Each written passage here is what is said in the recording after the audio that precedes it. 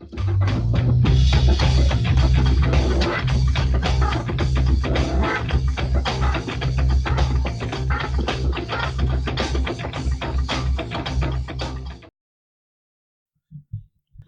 No. 5, the same subject continued, concerning dangers from foreign force and influence, for the Independent Journal, Saturday, November 10th, 1787. To the people of the State of New York, Queen Anne, in her letter on the 1st of July, 1706, to the Scotch Parliament, makes some observation on the importance of the union then forming between England and Scotland, which merit our attention. I shall present the public with one or two excerpts from it. An entire and perfect union will be the solid foundation of lasting peace. It will secure your religion, liberty, and property, remove the animosities amongst yourselves, and the jealousies and differences betwixt our two kingdoms. It must increase your strength, riches, and trade, and by this union, the whole island being joined in affection and free from all apprehensions of different interest, will be enabled to resist all of its enemies. And another one. We must earnestly recommend to your calmness and unanimity in this great and weighty affair, that the union may be brought to a happy conclusion, being the only effectual way to secure our present and future happiness, and disappoint the designs of our and your enemies, who will doubtless, on this occasion, use their utmost endeavors to prevent or delay this union. It was remarked in the preceding paper that weakness and divisions at home could invite dangers from abroad, and that nothing would tend more to secure us from them than union, strength, and good government within ourselves. This subject is copious and cannot easily be exhausted. The history of Great Britain is the one with which we are in general the best acquainted, and it gives us many useful lessons. We may profit by their experience without paying the price which it cost them. Although it seems obvious to common sense that the people of such an island should be but one nation, yet we find they were for ages divided into three, and that those three were almost constantly embroiled in quarrels and wars with one another. Notwithstanding, their true interest with respect to the continental nations was really the same, yet by the arts and policy and practices of those nations, their mutual jealousies were perpetually kept inflamed, and for a long series of years they were far more inconvenient and troublesome than they were useful in assisting to each other.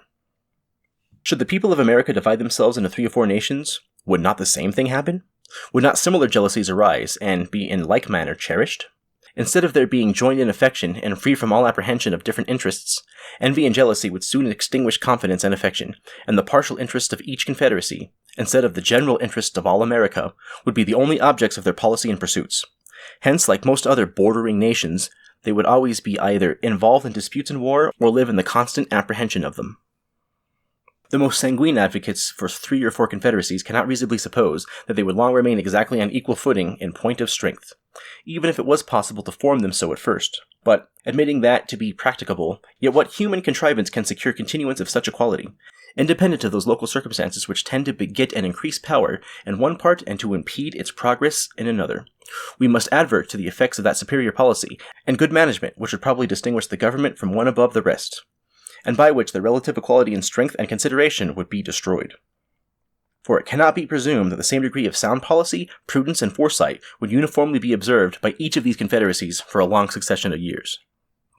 Whenever and from whatever causes, it might happen, and happen it would, that any of these nations or confederacies should rise on the scale of political importance much above the degree of her neighbors, that moment would those neighbors behold her with envy and with fear.